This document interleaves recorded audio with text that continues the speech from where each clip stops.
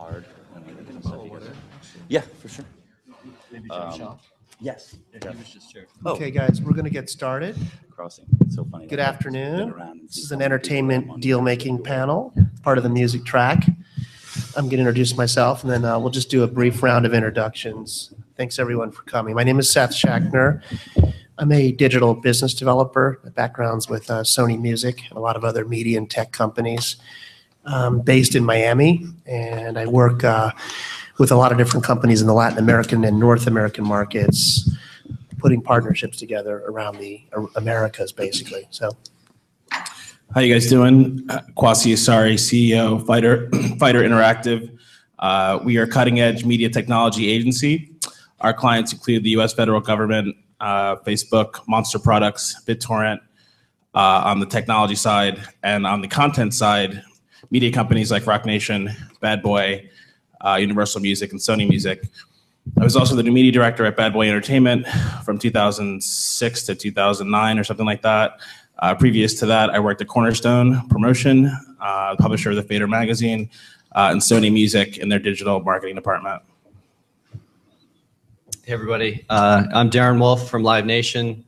I oversee our strategic partnerships globally, so I work with, I'm the brand guy. I get to work with all of our top brands. I have a brand background. I grew up at Kraft Foods and then the beer business, and now I spent the last 15 years having the best job in what I think is the best job in the industry, which is getting to marry brands and their objectives with the power of live music, and ultimately do that to lead to more business for that brand. So that's what I do. So I get to work with great brands like Pepsi and Citi and Hilton and UPS and a bunch of other great partners that we work with on a daily basis. Hey, I'm Rami Perlman. I'm VP of Talent at The Audience.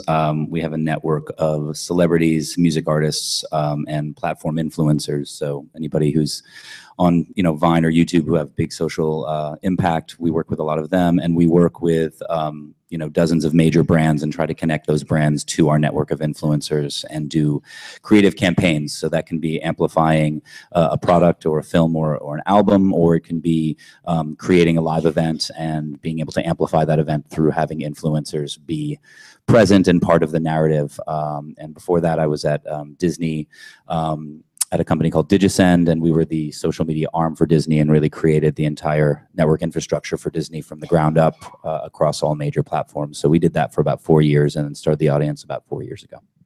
Cool. So, we're kind of grounded in music, but I don't want to limit the discussion to music. We've got a lot of music interests that are represented on the panel. And, the deepest part of my background is certainly in that. And, on the content side of recorded music, this is a business that's been pretty publicly, under a lot of pressure. It's around half the size it used to be in the United States and even globally. And, the music model, like a lot of other models, is moving to what you call a streaming access model. People don't necessarily have to buy music anymore or own it. Rather, they can pay a monthly fee and listen to everything they want. Without ads, or if they don't want to, pay, they can listen to it with advertising. So, it's probably not the greatest, most profitable, high margin media sector that it used to be. So consequently, a lot of the business developers and strategists in the business are looking for a variety of different angles to make more money to support the business. And a lot of those roads, whether we're talking about touring or events or individual artist representation or hip hop, lead back to this idea that brands will somehow subsidize entertainment, whether it's in part or whether it's in whole. So, kind of a general question I just threw out to anyone on the panel essentially is, do you see brands as kind of representing a bigger and bigger part of your business? They're going to do a lot of things across platforms, or do you see them kind of in your own respective silos as just playing the same roles they always have? I can start, I guess. I definitely don't see brands as subsidizing the music industry in any way. I see brands as enhancing the music industry.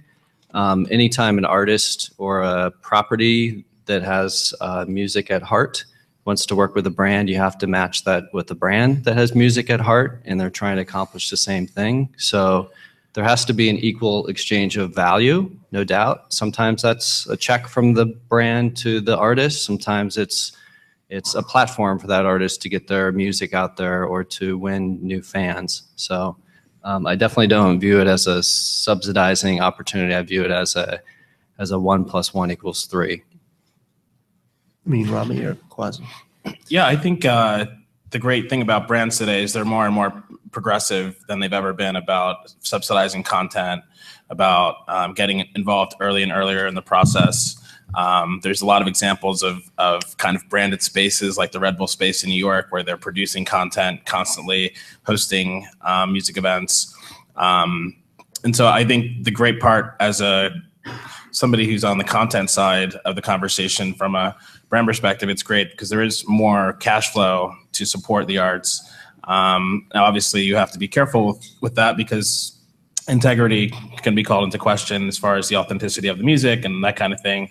But at the end of the day, it is the music business. We all know that monetization is really important. And so I'm excited about how brands can operate in the future, and clients that we have like Monster Products and others that are in the consumer world, the idea of working with Snoop Dogg or A$AP Rocky and Swizz Beatz, these are things that they continue to explore and ways to leverage influencers and to promote and release and distribute music. I think it's never been better as far as being a content creator or someone who's looking to fund content as far as engaging brands and trying to figure out the best relationships with them. Yeah, I mean, when I think about Live Nation, for example, and some of the activities you have, I know there's things like premium ticketing tiers, for examples, or I mean, I've certainly seen instances where you have meet and greets with artists, or they take photos for artists. And I don't know if that's sort of the traditional mode for a brand, or if you're seeing new and different things that a brand would do with a concert or an artist appearance that goes way beyond that. Yeah, probably our best partnership that we have is with a bank, which is surprising. So Citi is our official credit card of Live Nation, and they've done a remarkable job of leveraging the access that their card members have to live concert events. So if you want to go see Madonna and you want to buy tickets early, you better have a Citi card to get there. They have the pre-sale access to those shows. In addition to that, we hold tickets, special for their card members.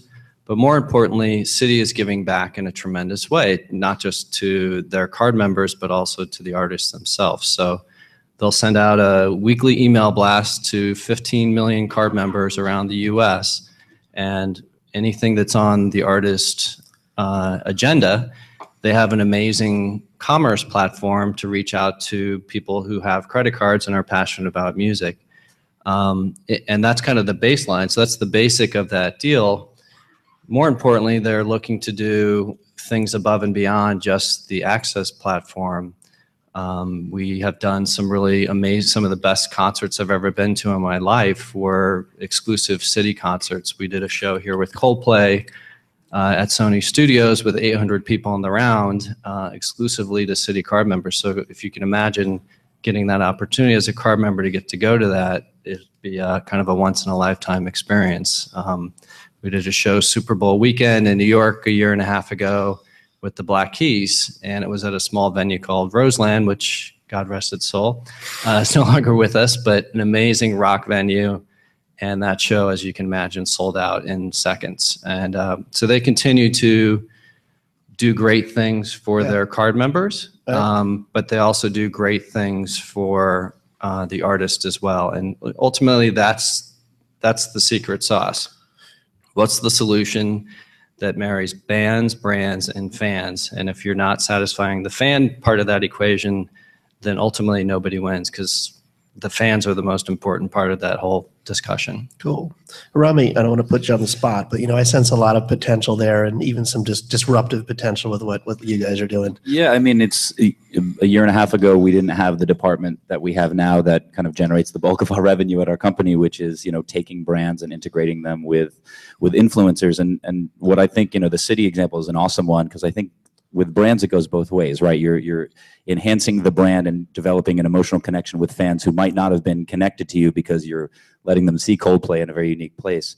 But at the same time, you're putting Coldplay on to be affiliated with a high-end brand like that, which is very valuable to them as well. So that's really the marriage, that I find to be interesting. And that's the part I really like about my job, is to say, you have JanSport backpacks. What are we going to do with this to get to millennials? Well, I know, why don't we take Josh Peck's face and put it all over the backpack and he'll sell it directly to his fans. I mean, stupid things like that really work well for a brand that's trying to have a back to school campaign. And that's really what we try to do in general. I mean, another credit card example, we worked with American Express on a year-long campaign where we created a documentary about the 70 million people who can't get credit cards or bank accounts. They were called the underbanked, and there's 70 million people who go into debt because of this. And so we created a documentary to raise awareness and cast some influencers in it. Tyler Perry was the narrator. And we actually had legislation up in 3 different states to kind of try to change the way that payday loan places are, doing their lending practices, because they have all this crazy, interest, which puts people in the debt. So that's an example where not only are you talking about, a financial institution, but you're actually talking about them wanting change in their own space, which I think is impressive. So it's not just the artist, but it's also being able to do great storytelling for these brands. And a lot of the storytelling happens through influencers and music artists, but there's interesting things that are coming up just because of the platforms allow us to speak directly to people. And it's all about the crafting of what that message is and pairing it with the right person. Cool. Let me just step back and ask, just kind of like landscaping, in terms of like rights and contractual obligations, and say what everyone's respective entities. I mean, certainly we're in Hollywood here, so there's rights, exclusivity, studios, agents. How do you navigate? Do you start with an artist that says, go out and get me deals, or is it more tactical? You're seeing things in the market, So it's a mix. So, I manage a couple artists. We also work closely with the family of people that we work with. So there is a little bit of, okay, I know this person loves, granola bars. So I am going to look out for them, but I'm not their agent. I really work more for the brands, because if you think about what we're doing, we're creating media inventory, right? So you have the iHeartRadio Festival in Las Vegas. They have their brand sponsors doing all of that. And what I'm coming with is influencers talking about iHeart, but really what thare doing is adding to that marketing mix, the radio campaign, the digital banner campaign, the banners that you see. What are they called? Display, or what are they? It's an obvious word that I'm billboards? having. Billboards. Okay. Yes, exactly. Thank you. Sorry, happens to us. I was at the billboards but that's what we're saying. We're saying, you'd buy media in the open market, but what we're going to do is going to have endorsement on top of it of these really cool people who speak to the audience you want to speak to, and generate millions of media impressions that you were going to buy anyway, and you can buy them cheaper with us. So that's really how we're pitching it. We're on both sides, and then the other side is the creative, and what does that look and feel like? It can't just be, the bottle and the thing. Although Diddy does that quite well with De Leon and all these other things. I mean, him and the Kardashians can really sell stuff in that way. But for the rest of us, it's really how do we craft that message so that there's that brand affinity. Interesting. Experience like this with some of the artists you worked with, yeah? Well, yeah, to your point, working with Diddy was amazing. I mean, he did a commercial for Fiat not too long ago where it was a Revolt commercial, but it was also a Fiat commercial. And there's like an aqua hydrate product shot, and they go to a party and there's like a Ciroc thing. So he's figured out how to integrate brands almost seamlessly across multiple levels of content, from his music to his new cable network, etc. And, we always looked at, whenever we launched the product with him, was how do you maximize the fact that he could go on CNBC, but he could also go on MTV, he could create a music video, or a viral video, and all those parts of the puzzle could be used as product placement opportunities too. It was a lot of fun, actually, creating brands with him. And to your point, his new brands, De Leon and Aqua Hydrate, I think you're going to see some really progressive marketing campaigns coming out of Blue Flame.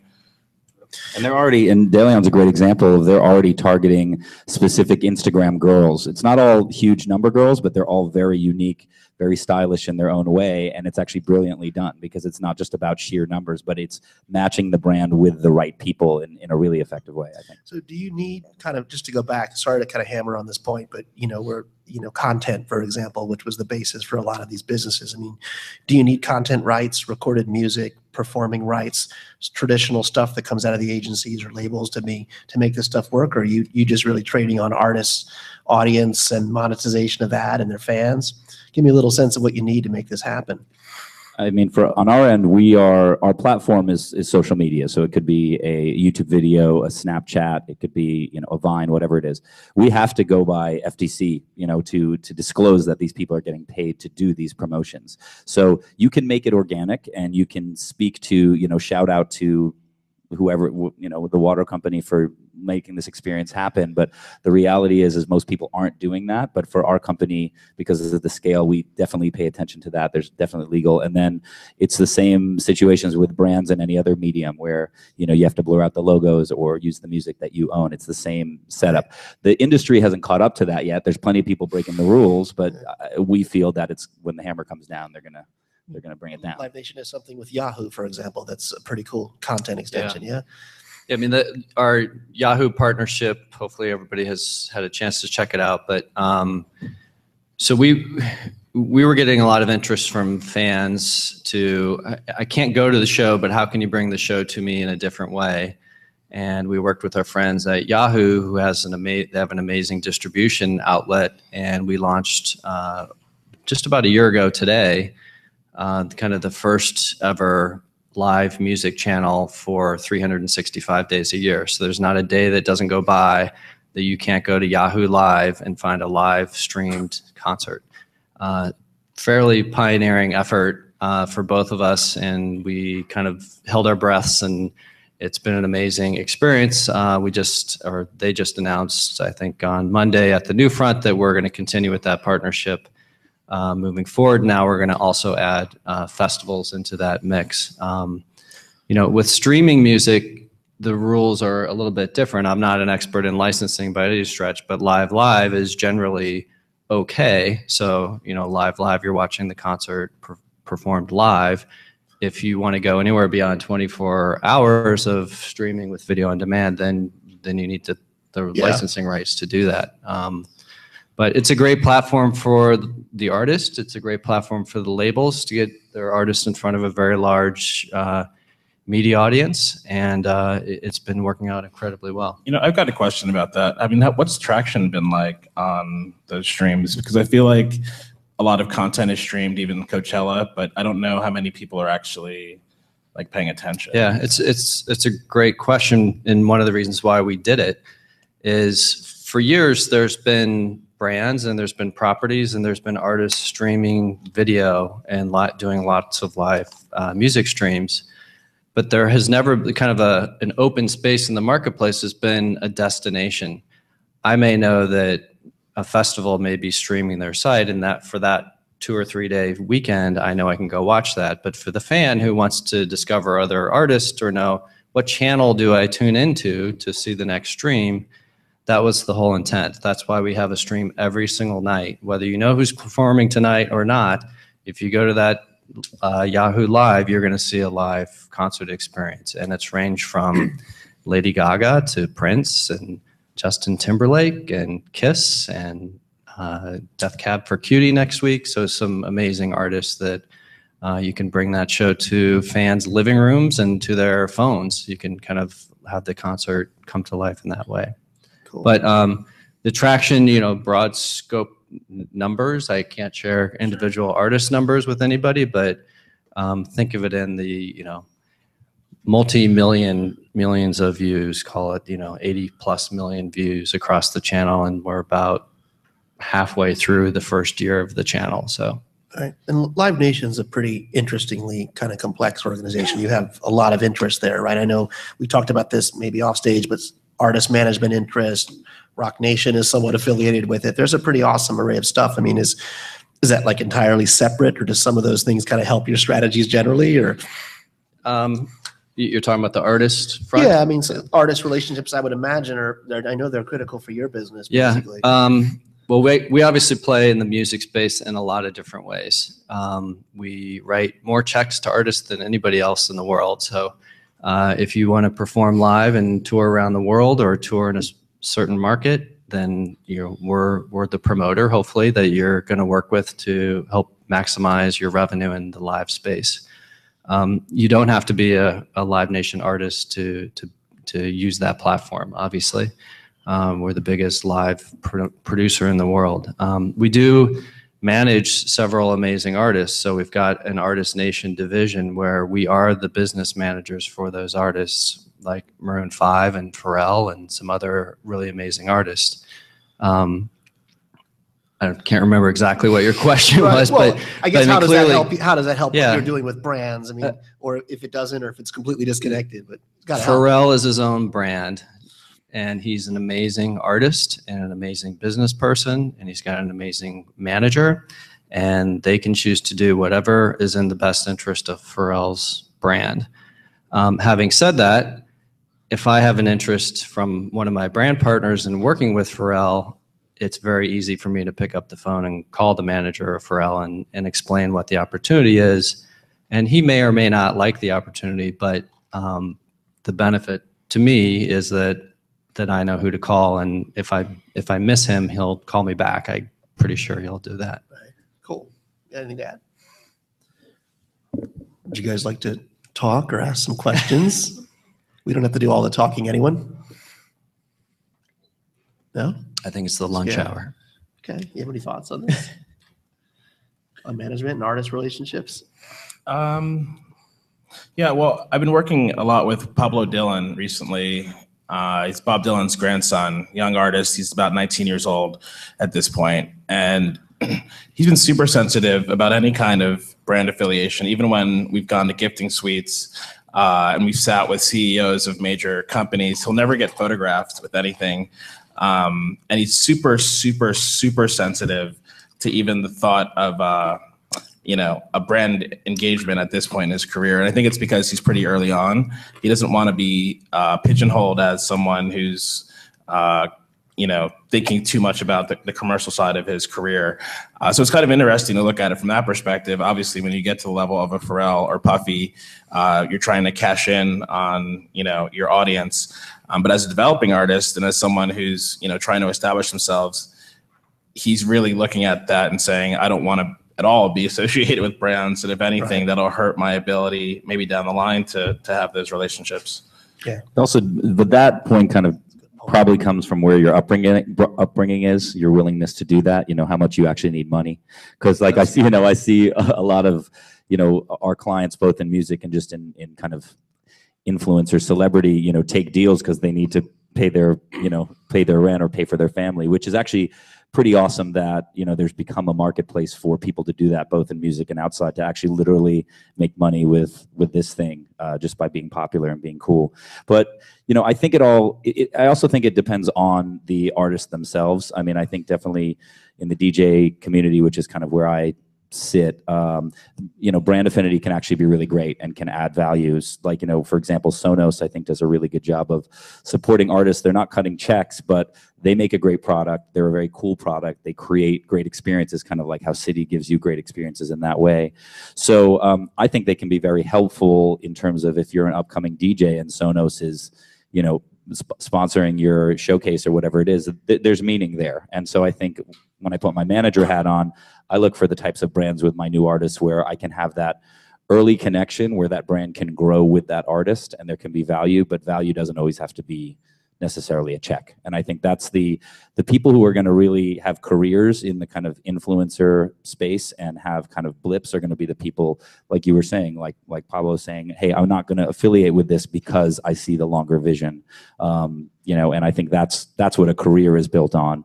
But then you also have some kids who are just doing anything, and you'll see, you'll follow one of these tween heartthrobs, and every other post will be branded. They're getting paid, but they're getting 3 million, not the 300 million. That's the difference between 2 years and a real career. So when we're working with artists, both in music and outside, that's what we try to express, saying, look, you got to make it fit with you. And yeah, the money's exciting, but you can really burn your fans out if it's all branded, paid stuff, I think, I work in the Latin markets, emerging markets mostly, and have done quite a bit of partnerships with mid-level and superstar artists as well. And I think it's always a combination of opportunism and how that brand matches to this point. I mean, I'll give you one example. I did a phone for Shakira a few years ago. And, it had pretty spectacular potential in a lot of the emerging markets, just in terms of the raw business dynamics. But we had a lot of, interest and questions about the brand itself, the Sony Mobile brand, what it meant, what its role was. We wound up doing the partnership, and it was very successful. But there are a lot of other artists you'll see that need incentivization. Let me put it that way. I haven't ever seen one that said, can't pay my rent, go out and get a brand deal. Actually, maybe I have, but that's not what often happens. I've also worked with one reggaeton artist who is spectacularly successful, pretty much the most Grammys of any artist in Latin history. But when a brand looks at the artist, the brand will want to see what the association means, and there may be sensitivities all across the board, from politics to points of view. And I've seen things tank in that realm as well. So it's kind of a combination that I've seen. Well, look, you guys have anything to ask? I mean, any curiosities, feel free. I don't want to put people on the spot, but we're also here for you. Anyone? Go ahead. Sure.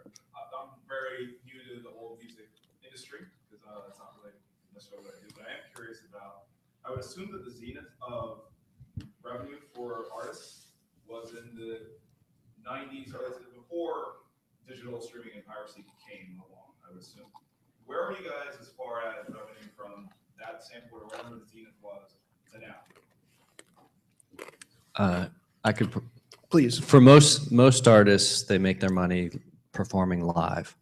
That's how they make their money.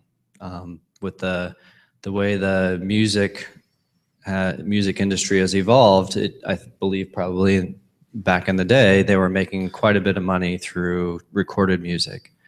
But that has shifted significantly, and for the most part, I'm sure there are examples where that's not the case, but for the most part, they make their money performing live. But if you build your artist like a brand and think of it as a brand, there's different revenue streams that you can create. So there's the merch aspect of that, which the live plays into. But for some people, they are able to generate specific types of revenues or specific types of content that other people can't. You know what I mean? And so that differentiates a Pharrell who can do what he does, because not everybody can do that. So when it comes to monetization, I don't think there's necessarily a limit, but there are definitely certain channels like live, like merch, like monetization on YouTube for certain artists where you have steady streams. I mean, I think being the writer and the owner of the content is also really important, right? Who owns the masters? So if someone who is Jay-Z level or Taylor Swift level and they own their own masters, that's another huge revenue stream, regardless of where the music industry is, if people are buying the it. mix of interest in terms of the revenue, I mean, they've changed a lot, but the whole thing hasn't gone away. Right. So in the US, for example, there's kind of like a 30-30-30 split between, physical CDs, people still buy CDs, and digital downloads, and, these new classes of services we're talking about called streaming services, half of which are just licensed by our government, like Pandora, non-interactive, and the other half are these interactive ones. And that latter half, you're hearing a lot of this press and publicity about low streaming rates, and, someone can get a track streamed 1 million times and get a check for a couple $100. So some of that stuff is very overstated. But I think what we're trying to drive at, what this panel is supposed to be about actually, is the idea of like an integrated partnership that goes across all these platforms and draws on a lot of these potential revenue streams, whether they're in content or whether there is a live performance aspect or an endorsement aspect, like both of these guys are talking about. I mean, not to go back to the Live Nation example too much, but 4 or 5 years ago when U2, when Shakira, when Madonna was signed, the view was that this is a frighteningly multi-platform, hydra-headed beast that can have a lot of potential and disrupt people in the market. I think you've actually licensed out, say, distribution rights to some of the traditional parties and chosen your core competencies. But I think that's what people are striving for, right? This idea of a multi-platform, game-changing partnership. Yeah, I mean, sorry, I'll let you ask the question. No, go ahead. Go ahead. So I have a question for all of you and Darren, to do with the Live Nation aspect.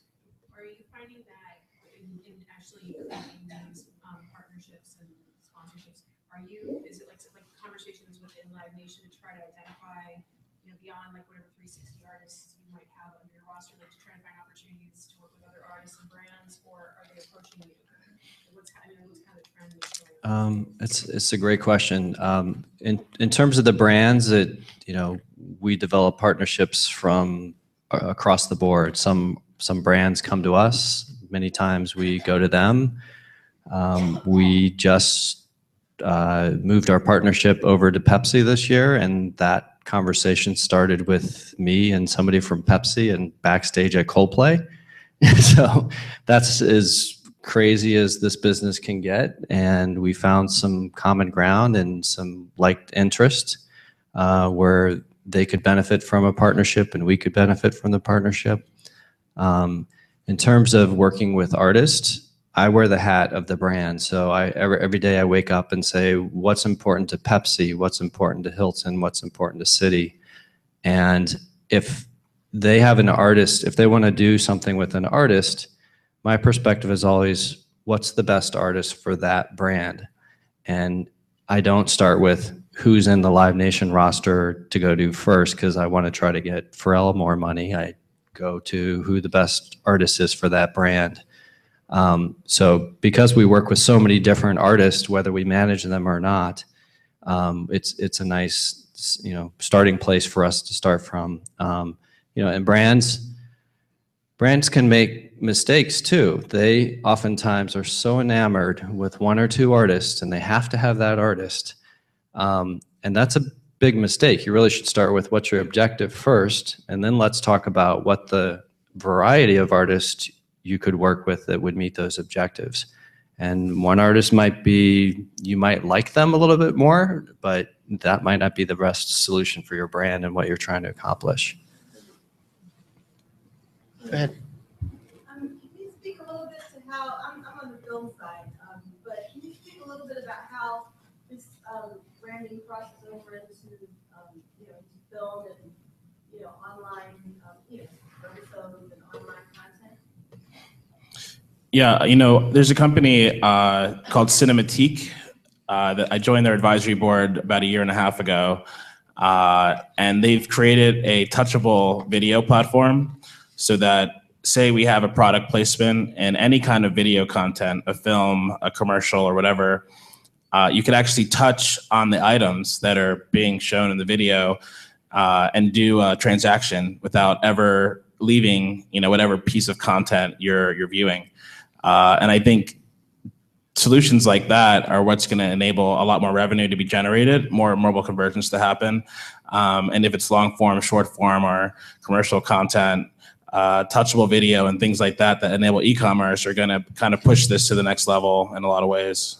And the brands often, we're actually producing a film right now, and part of what we're going to be doing is bringing the brands into that film and integrating the brands in an organic way so it feels good. So for us, it's offsetting our production costs. We have the film finance, but they're like, bring in as much sponsorship as possible because we start seeing revenue sooner, once we've recouped all our production costs, and an extra $500,000 or $1 million really makes a difference. So that's the types of things we're looking for. And then we'll leverage the people who are in that film who have influence to be part of that campaign. So it won't just live in the film, but it's amplifying that through social as well, kind of to really make it feel like it's genuinely part of that. I mean, say like, the James Bond movies always have a car that's like, the car of James Bond, and that's a big brand deal, so I think it more and more, both for the online and for features, people are looking for that money.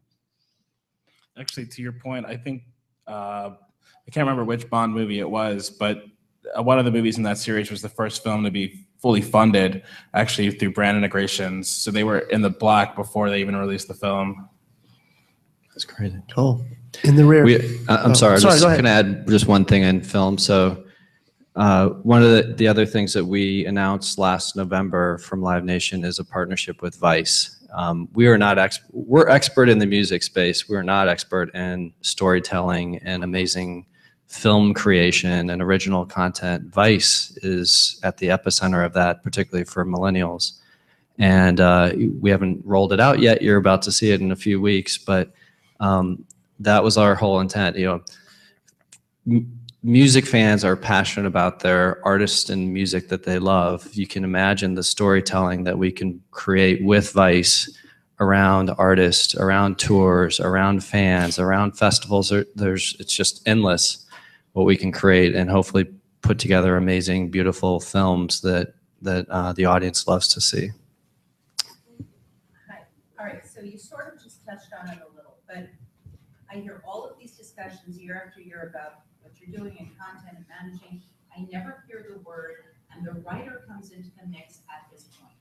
And I know you're doing a film, but do you take writers into consideration, or is it just kind of when it comes, somebody throws it together? Or How does that work from your point of view? For the film we're working on, we are actually working together with the writer. So the writer's actually a personal friend, and the film actually takes place at a festival and is kind of a classic love story there. But for us, the whole reason this is going to work is because, you know, we work with the writer in an intimate way. It's not kind of thrown together. And same goes for our online campaigns as well, where it's not just influencers posting about the brand. It's how are they expressing that? And to your point, storytelling is everything. I mean, and Vice do it the best for their genre. So I think that's really, if you can integrate it into that storytelling, that's the best. I'm sure there's examples where the writer doesn't have any say and they, you know, plop it down. I mean, wasn't it Wayne's World where they, you know, they had the whole thing about, you know, not wanting to do branded stuff, and then they're all in like the Adidas tracksuits and whatever. So it's always a constant struggle there, but I think, you know, it really can work well. I mean, money's hard to come by. Money's hard to get, and these brands have the money, and so if it can be valuable, then it works for everybody. I thought one of the best branded film pieces of content I've ever seen was The Internship. If you guys have seen that movie, it's pretty terrible, but the way that they present Google and kind of, it's a 2-hour commercial for Google, basically, I thought it was brilliant. And I don't know how much they were involved as far as the funding process. But you know, it was a great way to integrate content into, you know, a brand message, and you know, kind of walk away with that with like a warm and fuzzy feeling about Google, you know. Cool.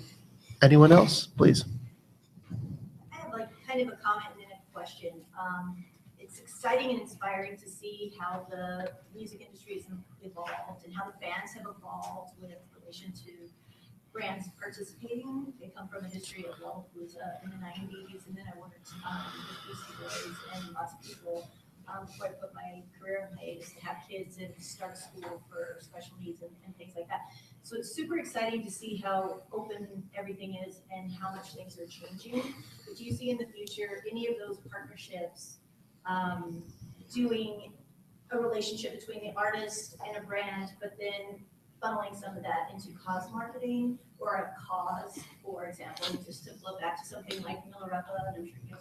Yeah, you know, there's a company called Rally Song, and that's exactly what they do. Is they record music with, say, you know, I think actually Chris Martin from Coldplay, if I recall, is doing one with them where he recorded a song, they're marketing it, co-marketing it, but then all the proceeds go to his nonprofit.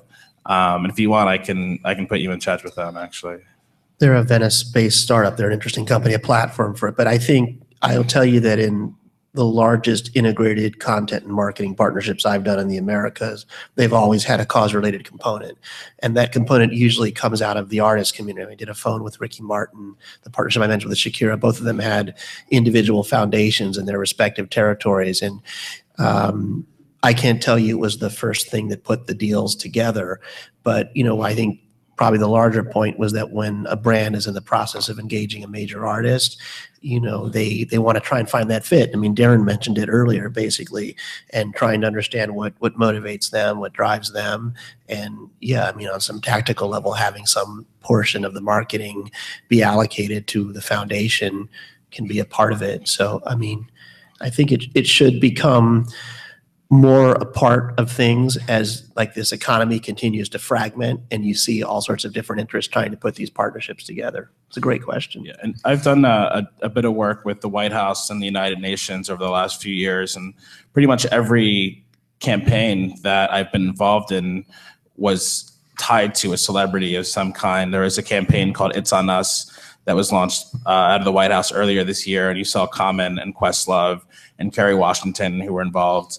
I sit on the Leadership Council for the United Nations Media Summit, which is happening in New York this Friday. And we're honoring Edward Norton. Last year, we honored Adrian Grenier. And so I think even at the global level and the international body level, influencers do matter. And these guys are definitely hungry to engage content creators to help further their messages as well. Great question. So I'll leave this open-ended just to get your comments on it. There's this, a lot of people have been testing and playing the sort of app space. And Tyler, the creator, just came out with an adult media app. So your thoughts on that? Does that change the game at all? Is that just a little asterisk to the revenue stream? What does that look like? I'll jump in on that. I mean, it's an excellent question. I mean, I help a lot of small to medium-sized digital music companies with partnerships these days around the U.S. and internationally. And that area you're touching on is probably the single most exciting one I'm seeing out in the market, in the ecosystem.